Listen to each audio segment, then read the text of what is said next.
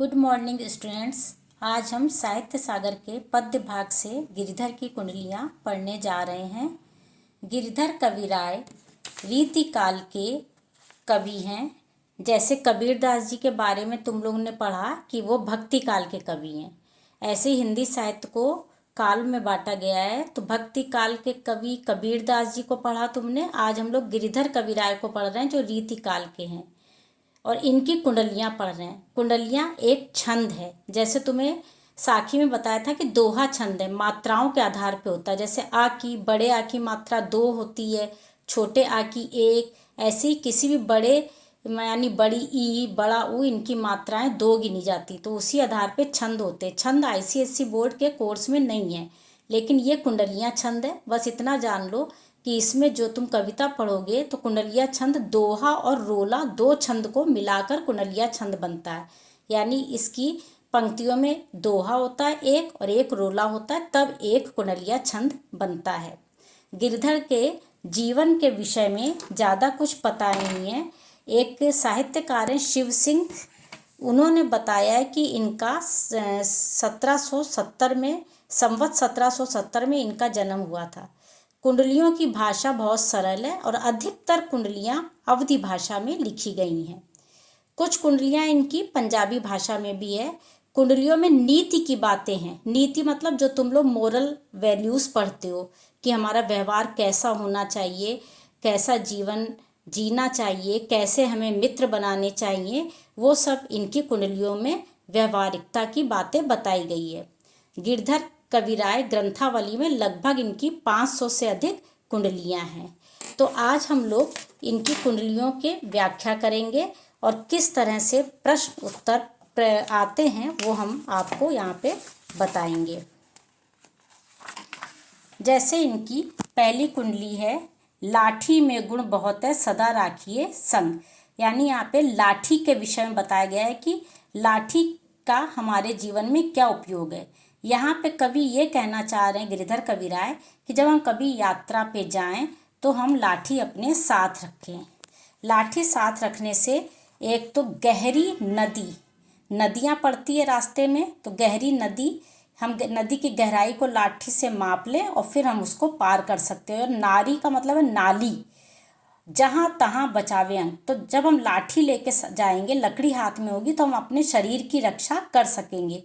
तो इसलिए वो कह रहे हैं कि लाठी में बहुत से गुण होते हैं और इससे हम दुश्मन, अगर हमारे पास लाठी होगी, रास्ते में कोई कुत्ता आ जाए तो हम उसे भी भगा सकते हैं। कोई दुश्मन मिल जाए उसे भी भगा सकते हैं। और दावा करने वाले या लुटेरा भी कह सकते हैं, उन तीनों को, तीनों को यहाँ प्रश्न ये बन जाता है कि किन किन 3 को हम लाठी से अपनी रक्षा किन किन 3 से कर सकते हैं। एक तो कुत्ता रास्ते में आ जाए तो उसे हम भगा सकते हैं, एक कोई दुश्मन आ जाए तो उसे भगा सकते हैं, और एक कोई लुटेरा आ जाए या दावा करने वाला आ जाए तो उसे भी हम भगा सकते हैं। कह गिरिधर कविराय, इन्होंने अपनी कुंडली में अपना नाम लिख दिया कि ये कह रहे हैं कि सुनो है धूर के बाठी का मतलब यात्री, धूर का मतलब दूर के, यानी दूर जाने वाले यात्री, इस बात को सुनो कि सारे हथियारों को छोड़ दो और हाथ मह मीन्स में लीजे, ले लो लाठी, यानी हाथ में लाठी लेके जाओ और बाकी के सारे हथियारों को छोड़ दो। तो पहले के, ये बहुत पुरानी हैं कुंडलियाँ लिखी हुई हैं, बहुत पुरानी कविता है, पुराने समय में लिखी गई है। तो तब लोग पैरों से यात्रा करते थे, पद यात्रा करते थे, पैदल चलते थे। तो उस समय उन्होंने ये बात कही है कि लाठी साथ में ले लो। तो लाठी से हम 3 लोगों से अपने आप को बचा सकते हैं। एक तो कुत्ता रास्ते में आ जाए उससे, एक दुश्मन से, और एक किसी लुटेरे से। अब यहाँ पे प्रश्न ये पूछा जा सकता है कि केवल लाठी ही क्यों ले लो। लाठी इसलिए ले लो कि हमें तलवार और बंदूक और ये सब चीज़ें लेके हमें किसी को मारना नहीं है, नुकसान नहीं करना है, सिर्फ अपने शरीर की रक्षा करनी है। तो वो काम हम लाठी के सहारे से कर सकते हैं। अब देखो यहाँ पे नंबर 1 लिखा है, तो इसका मतलब यहाँ पे पहली कुंडली खत्म हुई है। अब दूसरी वाली कुंडली में ये कंबल की बात बता रहे हैं कि कमरी कहते हैं कंबल को, कि कंबल जो है वो थोड़े दाम की, यानी थोड़े मीन्स थोड़े दाम की, यानी बहुत कम पैसों में आ जाती, बहुते आवे काम, बहुत काम आती है। कैसे काम आती? खासा का मतलब है खास, मलमल का पतला सा कपड़ा होता है, सुना होगा नाम तुम लोग ने। और वाफ्ता का मतलब होता है महंगे। तो कह रहे कंबल जो आती है वो थोड़े से दाम की आती है, हमारे बहुत काम आती। कैसे काम आती? उस कंबल में हम खास मतलब हमारे स्पेशल कपड़े जो गंदे ना हों उनको, मलमल के कपड़े भी बहुत सॉफ्ट से मलमल मुलायम से होते हैं। और बाफ्ता मतलब महंगे, जो बहुत महंगे कपड़े आते हैं उनका राखे मान, उनका कंबल मान रखती है, यानी उनको संभाल के रख पाती। कैसे? इन स्पेशल यानी विशेष यानी खास कपड़ों को और मलमल के कपड़ों को और महंगे कपड़ों को हम कंबल में बांध सकते हैं। कंबल खराब नहीं होगा। कंबल को समेट के उसमें उसको कपड़ों को अंदर रख के कंबल में लपेट सकते हैं, तो कपड़े ये जो खास और मलमल के और महंगे कपड़े खराब नहीं होंगे। फिर कह रहे उनकर राखे मान, मतलब उनको तो संभाली रही, साथ में बंद जहाँ आड़े आवे, जहाँ पे भी आड़े आवे, आड़े वे मतलब जहाँ पर भी जरूरत पड़े वहाँ पे कंबल का हम प्रयोग कर सकते हैं।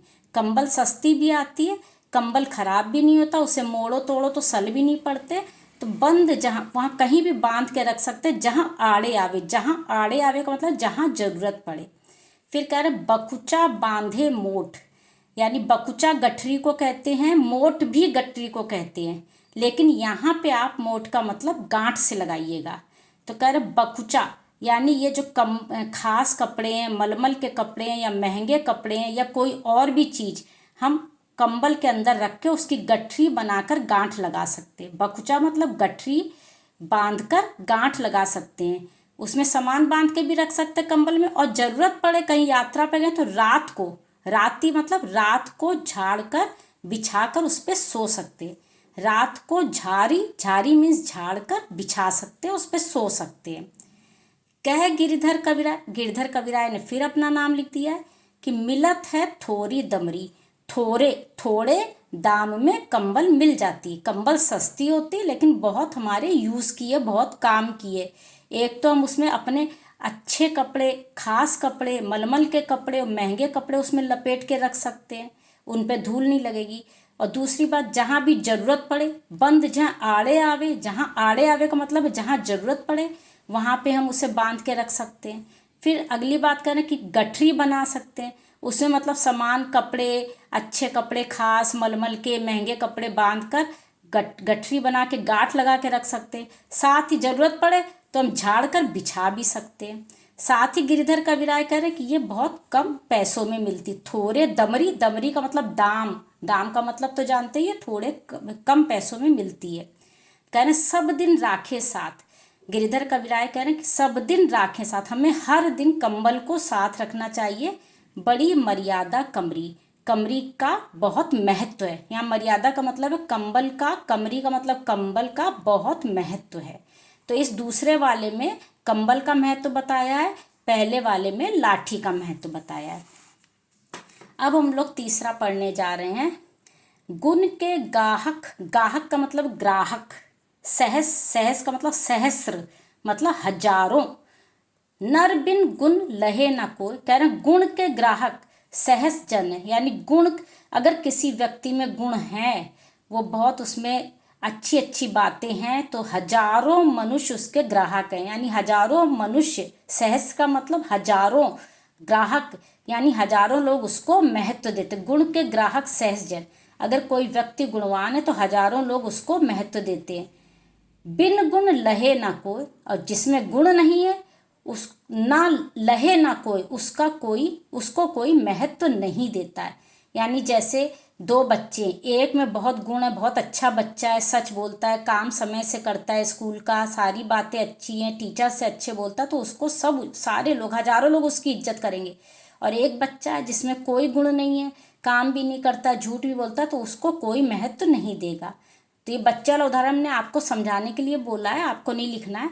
तुम्हें ये लिखना है कि हजारों लोग गुण के ग्राहक होते हैं, यानी हजारों लोग गुणवान लोगों के को महत्व देते हैं, और जिस नर में कोई गुण नहीं होते उसको कोई महत्व नहीं देता है। अब इन्होंने इनकी कुंडलियों में ये उदाहरण भी देते हैं। इन्होंने कौवे और कोयल का उदाहरण दिया है कि जैसे कागा कोकिला, कागा मतलब कौवा, कोकिला मीन्स कोयल।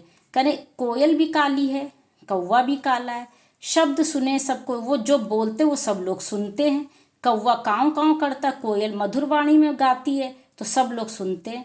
कह रहे शब्द सब सुनते हैं, कोकिला सबे सुहावन। कोयल जो है वो सबको अच्छी लगती है। भाई कोयल मीठी वाणी में गाती है तो वो सबको अच्छी लगती है। और कौवा काँव काँव करता है वो किसी को पसंद नहीं आता, जबकि दोनों के रंग एक से हैं। कह रहे दो को एक रंग, दो मीन्स दोनों का एक सा रंग है। काग सब भय अपावन, कौवे को सब अपवित्र मानते हैं क्योंकि वो काँव काँव करता है, उसे कोई पसंद नहीं करता है। कह गिरधर कविराय सुनो हो ठाकुर मन के। गिरधर कविराय कह रहे हैं कि मन के तुम ठाकुर हो, तुम ये बात सुनो कि बिन गुण लहे ना कोई, बिना गुणों के कोई महत्व नहीं देता है। हजारों, सहस्र मीन्स हजारों मनुष्य गुण के ग्राहक हैं। अगर किसी व्यक्ति में गुण है तो उसको सब लोग सम्मान देंगे, अगर उसमें गुण नहीं है तो उसे कोई सम्मान नहीं देगा। तो यहाँ पे ये पूछेंगे कि इनकी इस कुंडली में कौवे और कोयल के बारे में क्या कहा है, तो तुम लिखोगे कि भाई इसमें ये कहा है कि कौवा भी काला होता है, कोयल भी काली होती है। कौवा काँव काँव करता है, उसकी वाणी कर्कश होती है, कोयल मीठा बोलती है और इसलिए कोयल सबको पसंद आती है। प्रश्न अगला ये करेंगे कि कोयल और कौवे के उदाहरण से उन्होंने क्या समझाना चाहा है, तो यहाँ पे लिखोगे उन्होंने ये समझाया है कि जैसे मनुष्य जिनमें गुण होते हैं, जैसे कोयल में गुण है तो सबको पसंद है, ऐसे जिस मनुष्य में गुणवान होता है, जो मनुष्य जिसमें गुण होते हैं, अच्छी अच्छी क्वालिटीज़ होती है, उसके हजारों लोग उसको सम्मान देते हैं, और जिस व्यक्ति में गुण नहीं होते उसको कोई सम्मान नहीं देता है। इसके बाद ये बता रहे हैं साईं सब संसार। यहाँ पे साईं शब्द की बात एक सुन लो। साईं का मतलब होता है स्वामी। हिंदी साहित्यकारों ने कई जगह पे लिखा है कि यहाँ पे जब गिरधर की कुंडलियों में साईं शब्द आता है तो गिरधर के बारे में ज़्यादा कुछ पता नहीं लग पाया लोगों को, तो उनका उनकी पत्नी उनके साथ थी, ये लोग साथ साथ घूम के भिक्षा मांगते थे और अपना जीवन यापन कुंडलियाँ सुनाकर ऐसे ही सड़क चलते करते थे। तो कभी कभी इनकी पत्नी भी कुंडलियाँ गा देती थी और साईं वो अपने पति को कहती थी, यानी स्वामी। तो यहाँ पे ये माना था कि ये जो कुंडलियाँ, वैसे तो तुम गिरधर की कुंडलियाँ ही कहोगे लिखी हुई, लेकिन जो बात ये सुनी है हमने वो बता रहे हैं कि पत्नी कई बार लिख देती थी, वो अपने पति को संबोधित करके स्वामी स्वामी कह के कि स्वामी सब संसार में मतलब का व्यवहार है। तो यहाँ पे तुम लोग को तो गिरधर ही नहीं लिखी है, यही बताना है। तो यहाँ पे लिखा स्वामी, साईं का मतलब इसलिए स्वामी हो गया क्योंकि ये माना जाता है कि ये कुंडली उनके पत्नी ने लिखी है।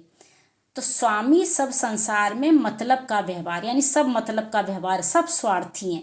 कहने जब लग का मतलब जब तक, लग का मतलब जब तक पैसा गांठ में, जब तक आपकी जेब में पैसा है तब लग ताको यार, तब तक आपके दोस्त होते हैं।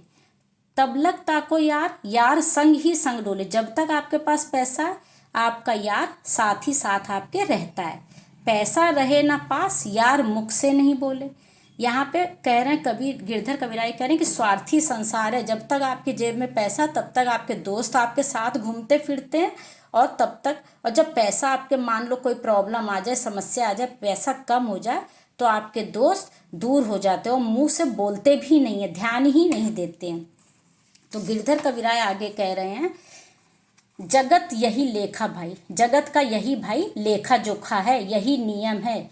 मतलब उन्होंने, गिरधर कबीराय व्यवहारिकता की बात करते हैं कि लोग जहाँ जब पैसा होता है तो आपके दोस्त बने रहते हैं और नहीं कम हो जाता है तो दूर हो जाता है, ऐसा संसार का ये नियम है, इसी तरह संसार चल रहा है।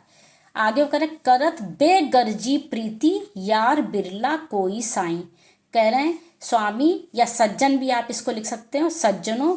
बिरला, बिरला मतलब बहुत कम, बिरला मतलब कोई कोई, बहुत कम ऐसे लोग हैं जो बेगर्जी प्रीति करते, जो बेगर्जी आपसे प्रेम करके दोस्ती निभाते। बेगर्जी, गरज के साथ दोस्ती करना, यानी हमें उसकी गरज है भैया, उससे हमें कुछ मिलेगा, गरज के कारण हम उससे मित्रता कर रहे हैं।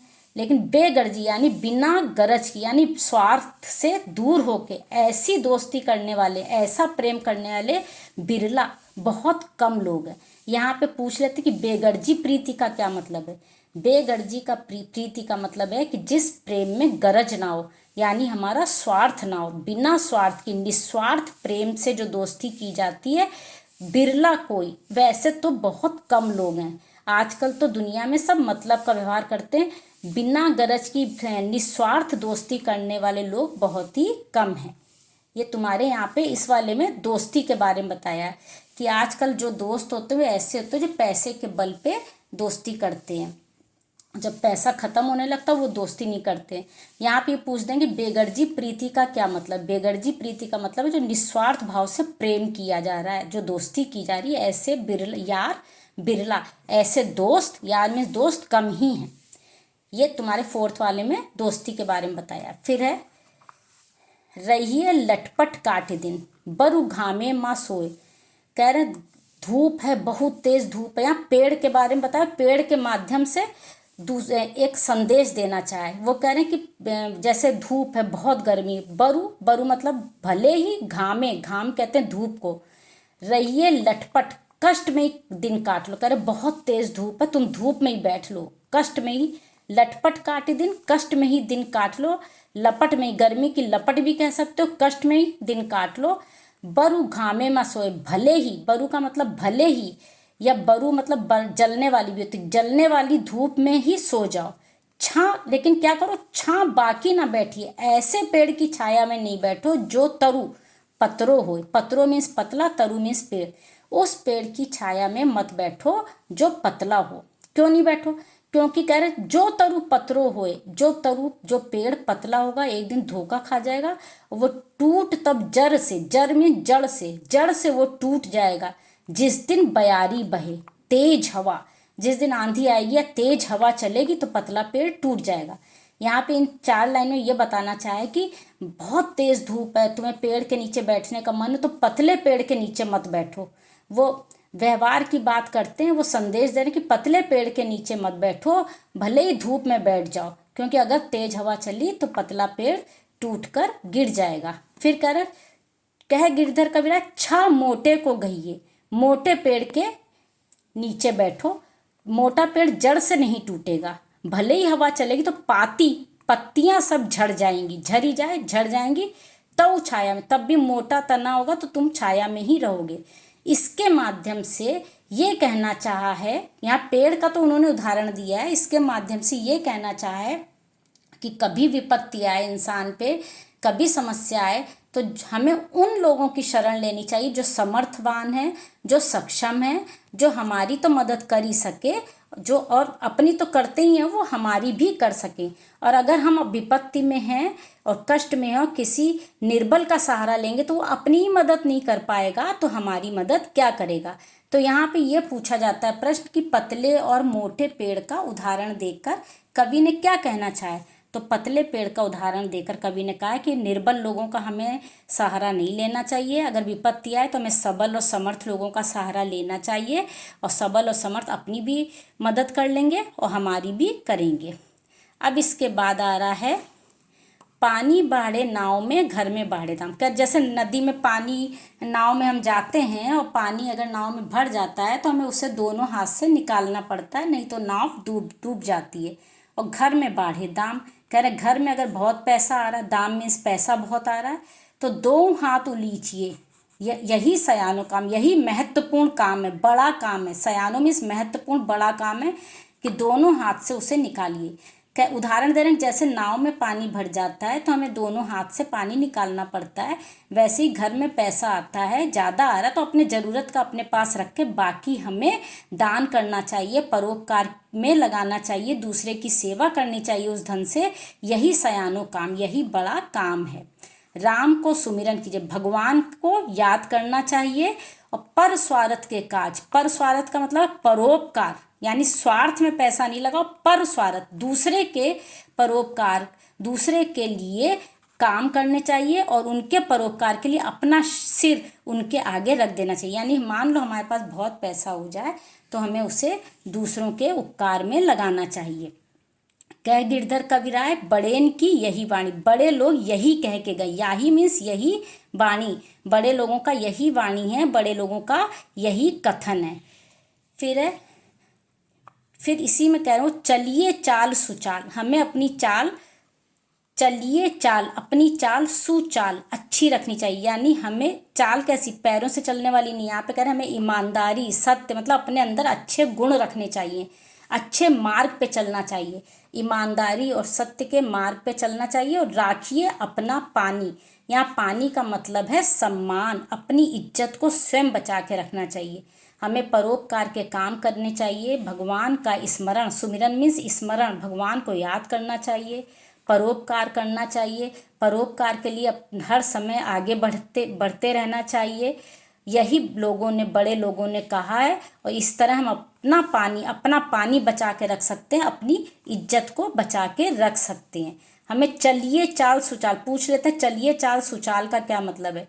चलिए चाल सुचाल का मतलब है कि हमें अच्छे मार्ग पे, ईमानदारी के मार्ग पे चलना चाहिए, सत्य के मार्ग पे चलना चाहिए और अपनी इज्जत को संभाल के रखना चाहिए। अब लास्ट वाला है, राजा के दरबार में जइये समियाँ पाए, जाना चाहिए समय प्राप्त करके। बहुत पहले की कुंडलियाँ लिखी हुई है, उस समय राजा होते थे, दरबार होते थे, तो उसे आज के समय में हम सोच लें कि किसी मीटिंग में हम जा रहे हैं, जैसे विद्यालय में हो तो प्रिंसिपल के साथ मीटिंग में, या फिर किसी ऑफिस में हो तो डायरेक्टर के साथ मीटिंग में, उसको इस हिसाब से हम इसको जोड़ सकते हैं। लेकिन लिखना नहीं, लिखना में वही है, राजा के दरबार में जइये समियाँ पाए। हम लोग कहते हैं ना अपॉइंटमेंट मिलेगा तब जाएंगे, तो राजा के दरबार में समय मिल जाए तब जाना चाहिए। फिर कह रहे हैं साईं सज्जनों या स्वामी वहाँ नहीं बैठना चाहिए जहाँ से कोई हमको उठा दे, यानी हम अपने लिए निर्धारित स्थान पे ही बैठें। जैसे तुम क्लास में जाते हो तो चेयर टीचर के लिए होती है, वहाँ पे तुम नहीं बैठो, क्योंकि तुम बैठोगे तो वो गलत हो जाएगा, वो तुम्हारी प्लेस नहीं है, बच्चों की प्लेस नहीं है। तो कह रहे हमें वहीं बैठना चाहिए जो हमारे लिए निर्धारित स्थान है। जह को दे उठाए बोल अनबोले रहिए। मान लो हम कभी गलती से कहीं बैठ भी गए जहाँ से कोई हमको उठा दे मीन्स कोई उठा दे, तो बोल अनबोले, हमें चुप रह, अन बोले, बोले अन मतलब चुप रहना चाहिए। हंसिए नहीं हहाए, और हहाए का मतलब ठहाका लगाकर जोर जोर से नहीं हंसना चाहिए। शब्दार्थ पूछ लेते हैं, हहाए का मतलब है ठहाका लगाकर जोर जोर से नहीं हंसना चाहिए। बात पूछे तो कहिए, और कुछ पूछे तभी बोले, जबरदस्ती में आगे बढ़ बढ़ के नहीं बोलना चाहिए। फिर गिरधर कविराय कह रहे हैं, समय सो कीजिए काजा, काजा का मतलब है काम, हमें सारे काम समय से करने चाहिए, समय बर्बाद नहीं करना चाहिए। अति आतुर नहीं होए, और अत्यधिक आतुर यानी बहुत ज़्यादा व्याकुल नहीं होना चाहिए, बहुत ज़्यादा उत्सुक नहीं होना चाहिए। आतुर का मतलब बहुत ज़्यादा उत्सुक नहीं होना चाहिए। बहुरी बहुत गुस्सा हो जाएंगे नहीं तो राजा, यहाँ पे राजा के दरबार की बात बता रहे हैं ना, कैसे रहना चाहिए कि ज़्यादा हमें वहाँ पे बहुत ज़्यादा उत्सुक नहीं होना चाहिए, नहीं तो राजा अनखेह का मतलब है राजा क्रोधित हो जाएंगे। इस तरह ये गिरधर की कुंडलियाँ यहाँ पे प्रश्न उत्तर के रूप में। कवि सब हथियार, जैसे पूछते कवि सब हथियार छोड़कर लाठी लेने की बात क्यों कर रहे हैं, तो कवि इसलिए कह रहे हैं कि चाकू हथियार लेकर, चाकू है और बंदूक ले लें या तलवार ले लें तो उससे हमें किसी को मारना नहीं है, हमें तो सिर्फ नदी की गहराई को मापना है, कुत्ते से अपने आप को बचाना है, डाकू से बचाना है, दुश्मन से बचाना है, मारना नहीं है। इसलिए लाठी ही उसके लिए सही चीज़ है। इसके बाद वो पूछ सकते हैं कौवे और कोयल के माध्यम से क्या कहना चाहे, तो कौवे और कोयल के माध्यम से ये कहना चाहा है कि जो गुणवान लोग होते हैं उसको तो सब लोग महत्व देते हैं, जो गुणवान नहीं होते उनको कोई महत्व नहीं देता है। इसी तरह से ये सब कुंडलियाँ पे प्रश्न उत्तर बेस करके आते हैं। अब आपको ये कैसी लगी है, पढ़ने में समझ आया होगा, कमेंट बॉक्स में कमेंट करिएगा, सब्सक्राइब करिएगा, लाइक करिएगा, और कुछ ना समझ आए तो कमेंट बॉक्स में आप लिख सकते हैं। Thank you.